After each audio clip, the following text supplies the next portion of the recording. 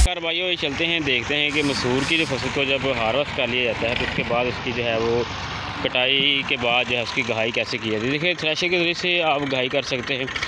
अगर thresher available नहीं है तो फिर इस तरह से आप देखिए तरपाल के ऊपर जो है वो आपकी कटाई करने के बाद जो है उसे इस तरह से फैलाएँ और ऊपर से जो है ट्रैक्टर गुजारें, जैसे रैक रोना के साथ करते हैं, जैसे आप मूंग माश के साथ भी ऐसे ही आपको प्रोसेस करना पड़ता है। इससे होता है कि आसानी के साथ जो है वो इसके दाने निकल जाते हैं। तो होता ये है कि पहले आपने जो है इनको कटाई करने के बाद जो है 2-3 दिन फील्ड में पड़ा रहने देना होता है, जबकि ताकि इनका जो है वो मॉइस्चर लेवल जो है वो मुनासिब हो जाए, ताकि इनके अंदर से जो दाने निकलने शुरू हो सकें।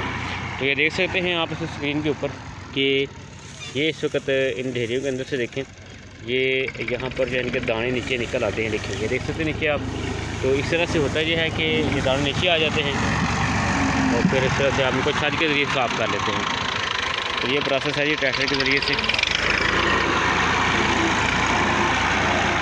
इस तरह से जो है आप इनको जो है वो कर सकते हैं। इसके अलावा एक डंडे का मेथड होता है कि ढेरी को इस तरह से रखें, उस पर जो है वो लेबर को बिठा के जो है वो डंडे के साथ कटाई करें तो फिर भी दाने जो से निकल आते हैं। देख सकते हैं ये जो छतरी भी लगी हुई है वहाँ पर लेबर जो है वो कटाई कर रही है।